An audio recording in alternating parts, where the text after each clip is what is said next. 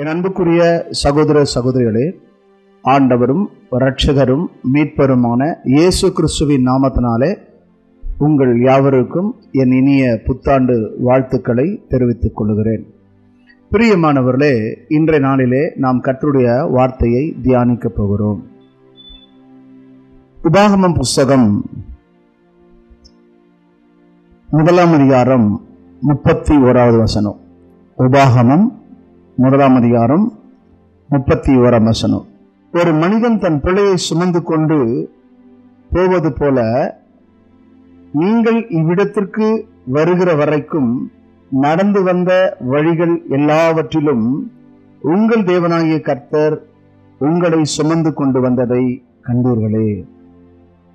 என் அன்புக்குரியவர்களே, கவனிங்கள். 2024 ஆண்டு முதல் மாதம் முதல் தேதி முதற்கொண்டு டிசம்பர் மாதம் 31ஆம் தேதி வரை உங்களை கர்த்தர் ஒருவரே சுமந்து கொண்டு வந்தார். கர்த்தர் ஒருவரே நடத்தி கொண்டு வந்தார்.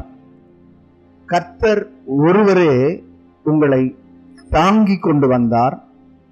உங்களை ஏந்தி கொண்டு வந்தார். உங்களை தப்புவித்து காத்து கொண்டார்.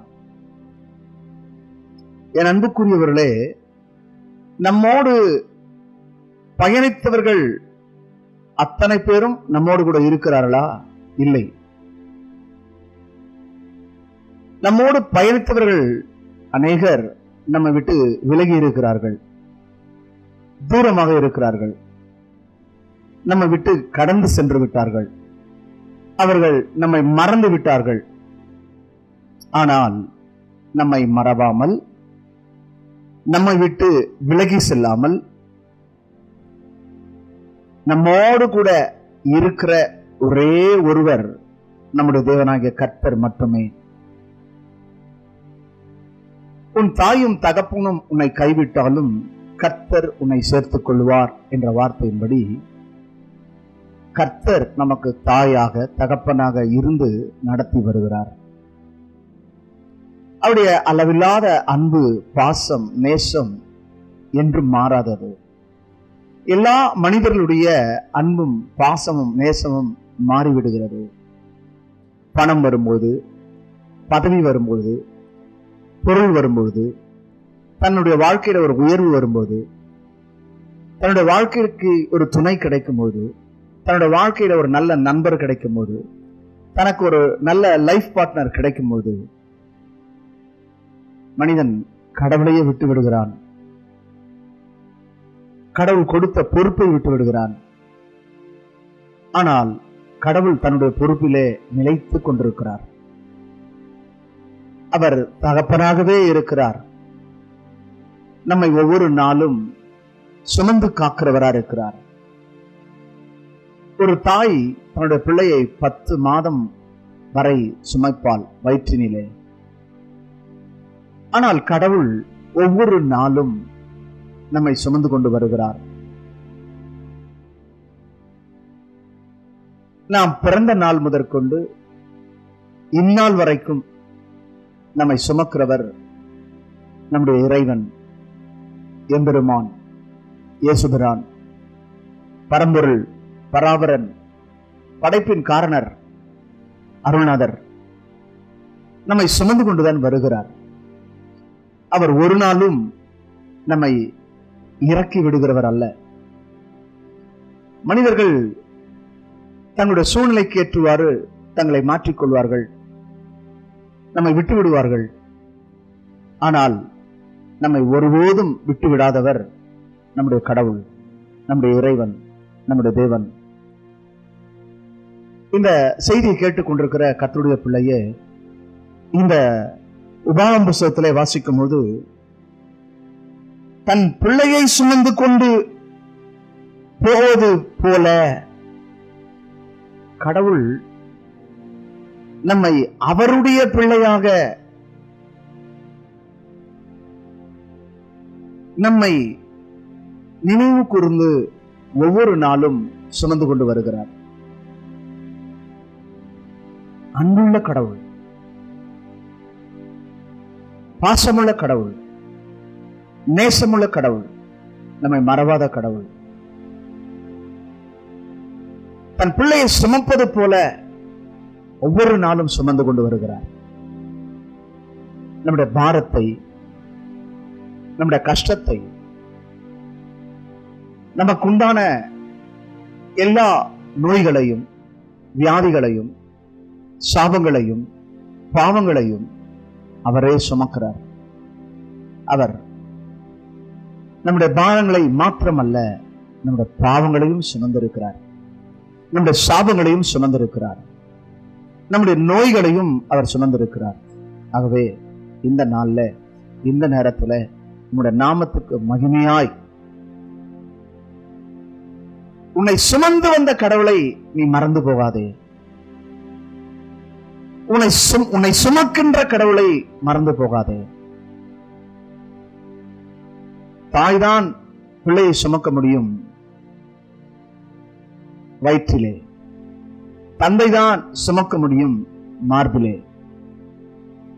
ஆனால் எந்த பிள்ளையும் தாயை தன் வயிற்றிலே சுமக்க முடியாது, தந்தையை தன் மார்பிலே சுமக்க முடியாது. ஆனால் கடவுள் அப்படி அல்ல. நம்மை எப்பொழுதும் சுமக்கிறவரா இருக்கிறார், ஒவ்வொரு நாளும் சுமக்கிறவரா இருக்கிறார். ஒவ்வொரு மணி நேரமும், ஒவ்வொரு துளியும், ஒவ்வொரு வினாடியும் நம்மை சுமந்து கொண்டுதான் இருக்கிறார். என் அன்புக்குரியவர்களே,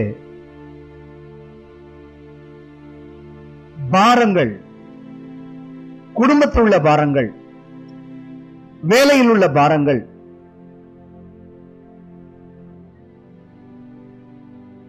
இந்த பாரங்களை எல்லாம் கர்த்தர் மேல் வைத்து விடு என்று வேதம் சொல்கிறது.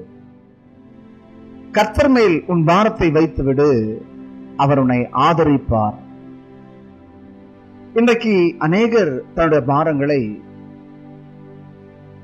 சுமந்து கொண்டிருக்கிறார்கள், ஆனால் பாரத்தை அவர் மீது வைக்கவில்லை. பாரத்தை அவர்களே சுமந்து கொண்டிருக்கிறார்கள். ஒரு நாள் ஒரு கிராமத்திலே ஒரு மனிதன் தன்னுடைய பாரங்கள் எல்லாம் தன்னுடைய தலை மீது சுமந்து கொண்டு போனான். வெகு தூரம் நடந்து போய் கொண்டே இருந்தான். அவனுக்கு பின்னே ஒரு 2 சக்கர வாகனம் மாடு கட்டி அந்த வாகன ஓட்டி கொண்டு போகிறார். மாட்டு வண்டியிலே, அந்த மாட்டு வண்டியிலே ஓட்டி கொண்டு போகிறவர் இந்த சுமை சுமக்கிற மனிதனை பார்த்து, ஐயோ, தலையில இவ்வளவு பாரத்தை சுமந்து கொண்டு போகிறாரே, இவருக்கு நாம் உதவ வேண்டும் என்று சொல்லி, ஐயா சற்று நில்லுங்கள், என்னுடைய இந்த மாட்டு வண்டியிலே நீங்கள் அமர்ந்து கொள்ளுங்கள், நீங்கள் எங்கே செல்ல வேண்டுமோ அங்கே நான் உங்களை இறக்கி விடுகிறேன் என்று சொல்லி அந்த மனிதனை, அந்த மாட்டு வண்டி ஓட்டுநர் அந்த மனிதனை பார்த்து சொன்னார். அந்த மனிதன் சரி என்று சொல்லி மாட்டு வண்டியிலே ஏறிக்கொண்டார். இந்த மாட்டு வண்டியை ஓட்டி கொண்டு போகிறவர் அந்த மனிதனோடு பேசிக்கொண்டே போகிறார். இவனும் இந்த மனிதனும் அமைதியாக வந்து கொண்டிருந்தான். இந்த மனிதர், மாட்டு வண்டி ஓட்டி கொண்டிருக்கிறவர், அவரை பார்த்து, ஐயா பேசாமல் வருகிறீர்களே ஏன் என்று திரும்பி பார்த்தார். திரும்பி பார்த்தால் இந்த மனிதன் தன்னுடைய சுமையை தன் தலையிலிருந்து இறக்கவே இல்லை. சுமையை தலை மீது சுமந்து கொண்டிருக்கிறார். அப்போது அந்த மாட்டு வண்டியை ஓட்டி கொண்டிருக்கிற அந்த மனிதர் சொன்னார், ஐயா, உங்களை நான் கண்டபோது உங்கள் தலையிலே பாரம் இருந்தது, உங்கள் தலையில் உள்ள பாரத்தை இறக்கிவிட்டு நீங்கள் லகுவாக வரலாம், ஆகவேதான் உங்களை நான் ஏற்றிக்கொண்டேன் என்று சொன்னார். அதற்கு அந்த மனிதன் சொன்னார், என்னைத்தான் ஏற்றிக்கொண்டீர்கள், என் பாரத்தையுமா ஏற்றுக்கொள்ள முடியும் என்று கேட்டார். அவர் சொன்னார், அந்த மாட்டு வண்டி ஓட்டுநர், ஐயா, நீங்கள் பாரத்தை சுமப்பதனால்தான் உங்களை என்னுடைய வாகனத்திலே என்னோட வண்டியிலே உட்கார வைத்தேன் என்று சொன்னார். அந்த மனிதன் தன் தலைமையில் இருக்கிற பாரத்தை இறக்கி வைத்தான். இப்பொழுது அவர் மீண்டும் பேச ஆரம்பித்தார். அந்த மனிதனோடு கூட பேசிக்கொண்டே போனார்கள். கொஞ்ச தூரம் சென்ற பிறகு அந்த சுமை சுமந்து கொண்டிருந்த மனிதனுடைய இருப்பிடம் வந்துவிட்டது. அவன் இறங்கி விட்டான். ஐயா, நான் இறங்க வேண்டிய இடம் வந்து விட்டது, நான் இறங்கி விடுகிறேன் என்று சொல்லி இறங்கி விட்டான். பிறகு அவன் தன்னுடைய சுமை சுமந்து கொண்டு மறுபடியும் தன்னுடைய இடத்துக்கு போய் சேர்ந்தான். ஒரு குறிப்பிட்ட மைல் தூரம் அந்த பாரத்தை அந்த மாட்டு வண்டி சுமந்து கொண்டு வந்தது. அந்த மனிதனுக்குள்ளே மனிதாபிமானம் இருந்தபடினாலே அவரை அழைத்து அமர வைத்து அவரோடு சம்பாஷித்துக் கொண்டு அவருக்கு உதவி செய்து வந்தார். ஒரு மனிதனுக்கே ஒரு மனிதாபிமானம் இருக்குமானால் உன்னை உண்டாக்கினவருக்கு மனிதாபிமானம் இருக்காதா? உன்னை படைத்தவர் அவர் அல்லவா?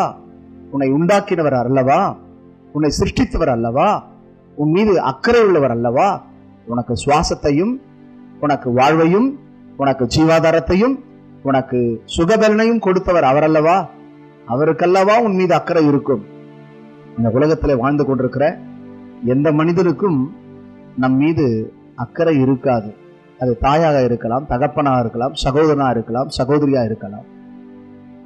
நம்முடைய வாழ்க்கையில நாம் நல்ல நிலையில உயர்ந்திருந்தோமானால் அவர்கள் நம்மை ஏற்றுக்கொள்வார்கள், நம்மை அங்கீகரித்துக் கொள்வார்கள். நம்முடைய நிலை கொஞ்சம் சரிந்திருக்கும் போது, நம்முடைய வாழ்க்கையில நாம் கஷ்டப்படும் போது, நம்முடைய வாழ்க்கையில நாம் பலவிதமான துன்பங்களை அனுபவிக்கும் போது யாருமே நமக்கு முன்வர மாட்டார்கள். என் அன்புக்குரியவர்களே, நமக்கு எல்லா உதவிகளையும் செய்யக்கூடிய இறைவன், ஆண்டவர், கர்த்தர், நம்முடைய அருள்நாதர் இயேசு நமக்கு உதவி செய்ய வல்லவராக இருக்கிறார். அவர் உபத்திரவப்படுவர்களுக்கு உதவி செய்ய வல்லவராக இருக்கிறார். இந்த இஸ்ரவேல் ஜனங்களை கர்த்தர் எகிப்திலிருந்து கானானுக்குள்ளே பிரவேசிக்கிற வரைக்கும் அவர்களை ஏந்தி கொண்டு வந்தார், சுமந்து கொண்டு வந்தார், அவர்களை தாங்கிக் கொண்டு வந்தார், அவர்களை தப்புவித்தார். எகிப்திலிருந்து கானானுக்குள் போகிற வரைக்கும் அவர்தான் அவர்களுக்கு உதவியாய் இருந்தார், அவர்தான் அவர்களை சுமந்து கொண்டு வந்தார். ஆனால் அடிக்கடி அந்த ஜனங்கள் தங்களுடைய இருதயத்தை கடினப்படுத்தி கொண்டு இறைவனை, கடவுளை முறுமுறுப்பார்கள். என் அன்புக்குரியவர்களே, முறுமுறுத்த ஒருவரும் கானானுக்குள்ளே பிரவேசிக்கவே இல்லை. ஆகவே இந்த 2024 ஆண்டு துவக்க முதல் முடிவு வரைக்கும் கர்த்தரல்லவா உன்னை நடத்தி கொண்டு வந்தார், அவரல்லவா உனக்கு நன்மை செய்தார், அவரல்லவா உனக்கு ஆதரவாய் இருந்தார், அவரல்லவா உன் மீது அக்கறை உள்ளவராய் இருந்தார், அவரல்லவா உன்னை சுமந்து கொண்டு வந்தார். நீ அவரை மறக்கலாமா? அவரை விட்டு விடலாமா? அவர் செய்த நன்மையை நீ மறந்து போகலாமா? என் அன்புக்குரிய மகனே, மகளே, இதுவரைக்கும் கர்த்தர் உன்னோடு கூட இருந்தார். எல்லாவற்றிலும் அவர் உனக்கு துணையா இருந்தாரே, அவர் உனக்கு நிழலா இருந்தாரே. நீங்கள் இவ்விடத்திற்கு வருகிற வரைக்கும் நடந்து வந்த வழிகள் எல்லாவற்றிலும் உங்கள் தேவனாகிய கர்த்தர் உங்களை சுமந்து கொண்டு வந்ததை கண்டீர்களே. ஆகவே 2024 ஆண்டு ஜனவரி மாதம் முதல் தேதியிலிருந்து இந்த டிசம்பர் மாதம் வரைக்கும் கர்த்தர் உங்களை நடத்தினார். இந்த புதிய ஆண்டை காண செய்தார். புதிய ஆண்டிலேயும் பிரவேசிக்க உதவி செய்திருக்கிறார். அவரல்லவா உங்களை சுமந்து கொண்டு வந்தார். எல்லா வழிகளிலும் நடந்து வந்த வழிகள் எல்லாவற்றிலும் உங்களை சுமந்து கொண்டு வந்தாரே. இதுவரை நடத்தி கொண்டு வந்தாரே. இதுவரை நடத்தி கொண்டு வந்தவர் உங்களோடு கூட இருக்கிறார். இம்மானுவேலராக உங்களுக்கு துணையாக, கேடகமாக, அரணாக, கோட்டையாக இருந்தவர் அவர் ஒருவரே. பரிகாரியாய் இருந்தார், உங்களுக்கு பாதுகாவலராய் இருந்தார், நல்ல மெய்ப்பனாய் இருந்தார், நல்ல நண்பனாய் இருந்தார், நல்ல போதகராய் இருந்து உங்களுக்கு அநேக காரியங்களை போதித்து வந்தார். நல்ல ஆலோசனைகளை கொடுத்து வந்தார். ஒவ்வொரு நாளும் உங்களோடு கூடவே இருந்தார். அவர் உங்களை விட்டு விலகவில்லை, உங்களை கைவிடவில்லை. என் அன்பு நண்பரே, என் அன்பு சகோதரனே, என் அன்பு சகோதரியே, இந்த வார்த்தை கேட்டுக்கொண்டிருக்கிற கர்த்தருடைய பிள்ளையே, இதுவரைக்கும் உங்களை நடத்தி வந்தவரை மறந்து விட்டீர்களே. இதுவரைக்கும் உங்களை சுமந்து கொண்டு வந்தவரை நீங்கள் மறந்து விட்டீர்களே. நினைவு கூறுங்கள், கர்த்தர் நல்லவர், அவர் மாறாதவர், அவர் கிருபை உள்ளவர், அவர் அன்புள்ளவர். இந்த 2025 ஆண்டுல கர்த்தர் உங்களை அதிசயமாய் நடத்துவார், ஆச்சரியமாய் நடத்துவார். ஆராய்ந்து முடியாத காரியங்களையும் எண்ணி முடியாத பேரதிசயங்களையும் அவர் செய்வார். அதற்கு நீங்கள் செய்ய வேண்டிய வழி, அவரை முழுமையாய் நம்ப வேண்டும். ஒவ்வொரு நாளும் அவரை நோக்கி பார்க்க வேண்டும், அவரை நோக்கி பிரார்த்தனை செய்ய வேண்டும், அவருடைய வார்த்தை கேட்டு அதன்படி நடக்க வேண்டும். அப்படி நடந்தால் அவர் உங்களை தொடர்ந்து நடத்துவார், கடைசி வரைக்கும் நடத்துவார், முடிவு வரைந்தும் நடத்துவார். இந்த 2025 ஆண்டு முழுவதும் உங்களை நடத்துவார். என் அன்புக்குரிய கர்த்தருடைய பிள்ளைகளே, இதுவரைக்கும் நடத்தி வந்தவர் இனியும் நடத்த வல்லவராக இருக்கிறார். நம்முடைய தேவன் நமக்கு எபினேசராக இருக்கிறார். இம்மட்டும் கர்த்தர் உதவி செய்தார். 2025 ஆண்டை காண கர்த்தர் கிருபை செய்தார். இந்த ஆண்டை காணாத எத்தனையோ பேர் 2024 ஆண்டிலே மாண்டு போனார்கள், நம்மை விட்டு பிரிந்து போனார்கள், நம்மை மறந்து போனார்கள். ஆனால் கடவுள் ஒரு நாளும் மறக்கவில்லையே, கடவுள் ஒரு நாளும் விலகவில்லையே, கடவுள் ஒரு நாளும் கைவிடவே இல்லையே. அவர் யோசுவாவை பார்த்து சொன்னார், நான் மோசையோடு இருந்தது போல உன்னோடு கூட இருப்பேன், நான் உன்னை விட்டு விலகுவதில்லை, உன்னை கைவிடுவதில்லை என்று சொன்னார். ஆகவே இந்த உலகத்துல இருக்கிற எல்லா மனிதர்களும், சக மனிதர்களும் நம்மை விட்டு விலகி செல்வார்கள், நம்மை கைவிட்டு விடுவார்கள், நம்மை மறந்து போவார்கள். ஆனால் கடவுள் ஒரு நாளும் ஒருபோதும் மறக்கவே மாட்டார், ஒரு நாளும் கைவிடவே மாட்டார், ஒரு நாளும் விட்டு விலகவே மாட்டார். அவர் உண்மை உள்ளவர், அவர் வாக்கு மாறாதவர். அவரை போல உண்மை உள்ளவர் உலகத்தில் யாருமே இல்லை. மனிதன் சமயத்திற்கு ஏற்றபடி உண்மையை பேசுகிறது போல நடிப்பான், ஆனால் உண்மையை அவன் நிறைவேற்ற முடியாது. அநேகர் தன்னுடைய உண்மையை காத்து கொண்டது கிடையாது. கர்த்தர் தாவீதுக்கு ஆணையிட்டார், அதை நிறைவேற்றினார். கர்த்தர் ஆபிரகாமுக்கு வாக்கு பண்ணினார், அதை நிறைவேற்றினார். இந்த 2025 ஆண்டு கர்த்தர் உன்னோடு கூட வாக்கு பண்ணுகிறார். இந்த 2025 ஆண்டு கர்த்தர் உன்னோடு கூட இருக்கிறார். அவர் உன்னை நடத்துவார்,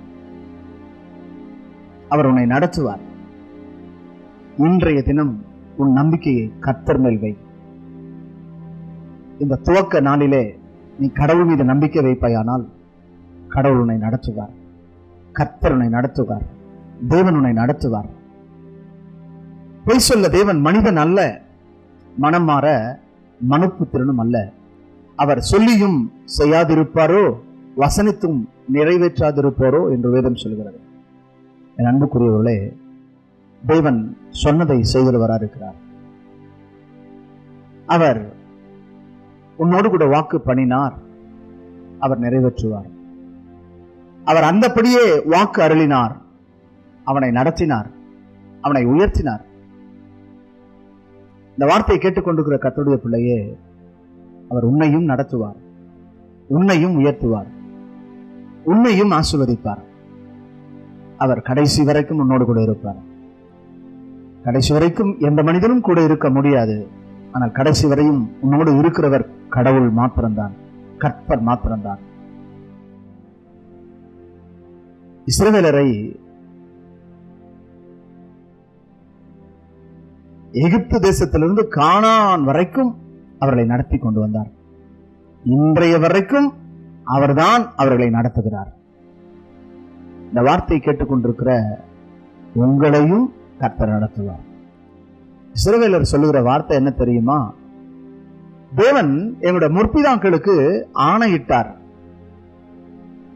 ஆகவே அவர் எங்களை கைவிட மாட்டார், அவர் எங்களை நடத்துவார், எங்களோடு இருந்து யுத்தத்தை நடத்துவார், அவர் எங்களுக்காய் பரிந்து பேசுவார், அவர் எங்களுக்காய் வழக்காடுவார், அவர் எங்களுக்காக யாவையும் செய்து முடிப்பார். அவர் எங்கள் சேனைகளுக்கு முன்பாக செல்கிறார், அவர் எங்களுக்கு வெற்றியை தருவார், அவர் எங்களுக்கு மகிழ்ச்சியை தருவார், அவர் எங்களுக்கு சமாதானத்தை தருவார் என்று இன்றைய வரைக்கும் இஸ்ரவேலர்கள் நம்பி இருக்கிறார்கள், நம்பிக்கொண்டிருக்கிறார்கள். இந்த வார்த்தை கேட்டுக்கொண்டிருக்கிற கர்த்தருடைய பிள்ளையே, அவர் இஸ்ரவேலருக்கு மாத்திரம் தேவன் அல்ல, இந்த உலகத்தில் உள்ள அத்தனை மக்களுக்கும் அவர் தேவன். அவர் மதங்களை பார்க்கிறவர் அல்ல, அவர் இனங்களை பார்க்கிறவரும் அல்ல, அவர் மொழிகளை பார்க்கிறவரும் அல்ல. எல்லா மொழியும் அவரால் தான் உண்டாக்கப்பட்டது, எல்லா மனிதரும் அவரால் தான் உண்டாக்கப்பட்டார்கள், எல்லா தேசமும் அவரால் தான் படைக்கப்பட்டது, அவர்தான் படைப்பின் காரணர். ஆகவே படைத்தவர் ஒருபோதும் கைவிடவே மாட்டார். நம்முடைய எல்லா பிரச்சனைக்கும் தீர்வை உண்டாக்கி தருவார். இந்த வார்த்தை கேட்டுக்கொண்டிருக்கிற கர்த்தருடைய பிள்ளையே, வாழ்க்கையில காணப்படுற எல்லா பிரச்சனைக்கும் ஒரு முடிவை கர்த்தர் உண்டாக்கி தருவார். பிரச்சனை பெரிதல்ல, கடவுள் ஒருவரே பெரியவரா இருக்கிறார். இந்த பெரிய கடவுள் வானத்துக்கும் பூமிக்கும் தேவனா இருக்கிறார். வானம் அவருக்கு சிங்காசனம், பூமி அவருக்கு பாதபடியா இருக்கிறது. இந்த உலகத்தில் இருக்கிற அத்தனை ஜனங்களும் அவருடைய பாதபடியில் தான் இருக்கிறார்கள். அவருக்கு ஒரு உருவத்தை யாரும் உண்டாக்க முடியாது, அவரை போல ஒரு சிலையையும் யாரும் உண்டாக்க முடியாது. ஏனென்றால் அவர் சிருஷ்டிகர்த்தா, அவரால் தான் சிருஷ்டிக்க முடியும், அவரால் தான் படைக்க முடியும். அவர் படைப்பின் காரணர். கடவுளை எந்த ஒரு மனிதனும் படைக்க முடியாது, ஆனால் கடவுள் தான் மனிதனை படைக்கிறவரா இருக்கிறார். என் அன்புக்குரிய சகோதரனே, சகோதரியே, உன்னை படைத்தவர் உன்னை நடத்துவார். உன்னை படைத்தவர் உன் மீது அக்கறை உள்ளவராக இருக்கிறார், உன் மீது அன்புள்ளவராக இருக்கிறார், உன் மீது பாசம் உள்ளவராக இருக்கிறார், உன் மீது நேசம் உள்ளவராக இருக்கிறார். அவர் நேற்றும் இன்றும் என்றும் மாறாதவராக இருக்கிறார். கடவுள் ஒருபோதும் மாற மாட்டார்.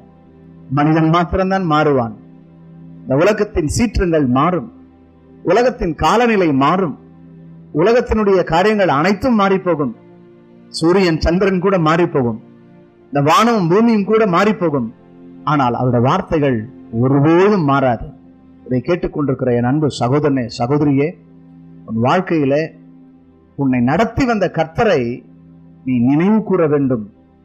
உன்னை படைத்தவரை, உன்னை உண்டாக்கினவரை, உன்னை உருவாக்கினவரை, இதுவரைக்கும் உன்னை சுமந்து கொண்டு வருகிறவரை, இதுவரைக்கும் உன்னை தன் கரத்தினால் ஏந்தி கொண்டு வந்தவரை, இதுவரைக்கும் தம்முடைய கரத்தினாலே உன்னை பாதுகாத்தவரை நீ சிந்திக்க வேண்டும், நினைக்க வேண்டும். என் அன்புக்குரிய மகனே, மகளே, வார்த்தை கேட்டுக்கொண்டிருக்கிற கர்த்தருடைய பிள்ளையே, இதுவரைக்கும் கர்த்தர் உங்களை நடத்தி வந்தார், இனியும் நடத்துவார்.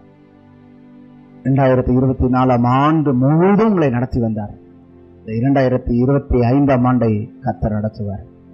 நீங்கள் உங்கள் வழியை கர்த்தருக்கு ஒப்புக் கொடுக்க வேண்டும், உங்கள் வாழ்க்கையை கர்த்தருக்கு ஒப்புக் கொடுக்க வேண்டும். வேதம் சொல்லுகிறது, உன் வழியை கர்த்தருக்கு ஒப்புவித்து அவர் மேல் நம்பிக்கையாயிரு, அவரே காரியத்தை வாய்க்க பண்ணுவார். மனிதர்கள் அல்ல, உறவுகள் அல்ல, நண்பர்கள் அல்ல, நாம் நம்பிக்கொண்டிருக்கிற அத்தனை பேரும் நம்மை மறந்து போவார்கள், நமக்கு துரோகியாக மாறுவார்கள்.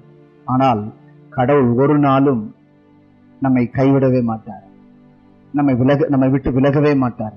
அவர் நமக்கு உதவி செய்வார். வார்த்தை கேட்டுக்கொண்டிருக்கிற கர்த்தருடைய பிள்ளையே, 2025 ஆண்டு கர்த்தர் உனக்கு முன்பாக போவார். அவர் உனக்கு முன்னே சென்று கோணலானவைகளை செவ்வையாக்குவார். அவர் தடைகளை நீக்கி போடுவார், எல்லா கட்டுகளை அறுத்து போடுவார், எல்லா நுகங்களை முறித்து போடுவார். 2025 ஆண்டுல நீ கர்த்தரை துணையாக கொன்றுப்பாயானால் நீ வெட்கப்பட்டு போவதில்லை. நீ கெட்டுப் போவதில்லை, நீ லட்சிய அடைவதில்லை, நீ கைவிடப்படுவதில்லை. என் அன்பு மகனே, மகளே, இந்த வார்த்தை கேட்டுக்கொண்டிருக்கிற கர்த்தருடைய பிள்ளையே, இந்த உபாகம புஸ்தகம் 1ஆம் அதிகாரத்திலே நாம் வாசித்தது போல கர்த்தர் ஒருவரே அவனை நடத்தி கொண்டு வந்தார். இன்றைக்கு இந்த உபாகமம் 1:31 படி உங்களை நடத்துவாராக. கர்த்தர் உங்களை போதித்து நடத்துவாராக. கர்த்தர் உங்களை ஆசீர்வதித்து வழி நடத்துவாராக. அவருடைய கிருபையின்படி உங்களை நடத்துவாராக. உங்களை அதிசயமாய் நடத்துவாராக. உங்களை அற்புதமாய் நடத்துவாராக. உங்களை ஆச்சரியமாய் நடத்துவாராக. இஸ்ரவேலரை அப்படித்தான் நடத்தினார். அடிமையாய் இருந்த அந்த ஜனங்களை விடுவித்து அவர்களை நடத்தினார். அவர்களுக்கு தலைவனாய், அவர்களுக்கு மெய்ப்பனாய், அவர்களுக்கு மீட்பராய், அவருக்கு யெகோவா நிசியாக இருந்து, யெகோவா ராஃபாவாக இருந்து, யெகோவா ஷம்மாவாய் இருந்து அவர்களை நடத்தினார். 2025ஆம் ஆண்டு உங்களையும் நடத்துவார். இந்த வார்த்தை கேட்டுக்கொண்டிருக்கிற உன்னையும் நடத்துவார். நம்பிக்கையோடு கூட அவரை நோக்கி பாருங்கள், பிரார்த்தனை செய்யுங்கள், அவரை சார்ந்து கொள்ளுங்கள், அவருடைய வார்த்தைக்கு கீழ்ப்படியுங்கள். அவர் உங்களை ஆசீர்வதிப்பார், அவர் உங்களை நடத்துவார். ஜெபம் செய்வோம். வானத்துக்கும் பூமிக்கும் தேவனாகிய கர்த்தாவே, இந்த வார்த்தை கேட்டுக்கொண்டிருந்த ஒவ்வொரு சகோதர சகோதரிகளுக்காக, இந்த நிகழ்ச்சியை காண்கிற ஒவ்வொருடைய இருதயத்துக்குள்ளே சமாதானம் உண்டாவதாக, ஆரோக்கியம் உண்டாவதாக, மகிழ்ச்சி உண்டாவதாக, அவருடைய வாழ்க்கை வெற்றியாய் மாறுவதாக, ஒவ்வொருவரும் கிறிஸ்து இயேசுவுக்கு சாட்சியாய் வாழ்வார்களாக. ஆண்டவரே, இந்த நாளிலே 2024ஆம் ஆண்டு முழுதும் கடன் பிரச்சனையில அவதிப்பட்டுக் கொண்டிருந்த ஒவ்வொருடைய கடனினும் சிறையிருப்பை திருப்பும்படியாய் ஜெபிக்கிறேன். யாரெல்லாம் தனக்கு ஒரு பிள்ளை இல்லையே, குழந்தை இல்லையே என்று கண்ணீர் வெடித்துக் கொண்டிருக்கிறார்களோ அவருக்கெல்லாம் இந்த 2025ஆம் ஆண்டுல பிள்ளையை பெற்று அந்த பிள்ளையை பிரதிஷ்டை செய்ய உதவி செய்யும். யாருடைய பிள்ளைகளுக்கெல்லாம் திருமணமாகவில்லை என்று, வாலிப வயதில் இருக்கிற பிள்ளைகளுக்கு திருமணமாகவில்லை என்று கண்ணீர் வெடித்துக் கொண்டிருக்கிறார்களோ அவருடைய ஒவ்வொரு பிள்ளைகளுக்கும் திருமணம் உங்களுடைய சந்நிதியிலே நடைபெறட்டும். அந்த திருமணத்தை நீர் சிறப்பாய் நடத்தி தாரும். திருமணத்தை குறித்து சாட்சி சொல்ல கிருபை தாரும். அப்படியே செய்யும். வேலை வாய்ப்பு இல்லாதிருக்கிற பிள்ளைகளுக்கு வேலை வாய்ப்புகளை கர்த்தர் தாரும். படிக்கிற பிள்ளைகளுக்கு வேண்டிய ஞானம், அறிவு, புத்தியை கர்த்தர் தரும்படியா ஜெபிக்கிறோம். விசேஷமாக குடும்பங்களிலே சமாதானம் இல்லாமல் இருக்கிறவர்களுக்கு சமாதானத்தை தாரும். குடும்பங்களிலே ஆண்டவரே உம்முடைய ஆசீர்வாதம் உண்டாகும்படி ஜெபிக்கிறோம். கீழ்ப்படியாது இருக்கிற பிள்ளைகள் எல்லாம் பெற்றோருக்கு கீழ்ப்படிந்து பெற்றோர்களுக்கு மகிழ்ச்சியாய் வாழ கிருபை தாரும். ஆண்டவரே, இந்த நாளிலே வியாதியின் படுக்கையில் இருக்கிற ஒவ்வொரு மக்களை அருளாதார தொட்டு சுகமாக்கும்படி ஜெபிக்கிறோம். வியாதியை உன்னை விட்டு விலக்குவேன் என்று சொன்ன வார்த்தையின்படி ஒவ்வொருடைய வியாதிகளை கர்த்தர் நீக்கி போடும். இந்த வார்த்தை கேட்டுக்கொண்டிருக்கிற ஒவ்வொருடைய வாழ்க்கையிலும் கர்த்தர் அற்புதங்களை செய்வீராக. அதிசயங்களை அவர்கள் காண்பார்களாக. உங்களுடைய வல்லமையை அவர்கள் ருசிப்பார்களாக. அப்படியே செய்யும், நடத்தும். இயேசு என்ற நாமத்தில் வேண்டிக் கொள்கிறோம் பிதாவே. ஆமென், ஆமென். கர்த்தர் தாமே உங்கள் ஒவ்வொருவரையும் ஆசீர்வதிப்பாராக. கர்த்தர் உங்களோடு இருப்பாராக. இனிய புத்தாண்டு வாழ்த்துக்கள்.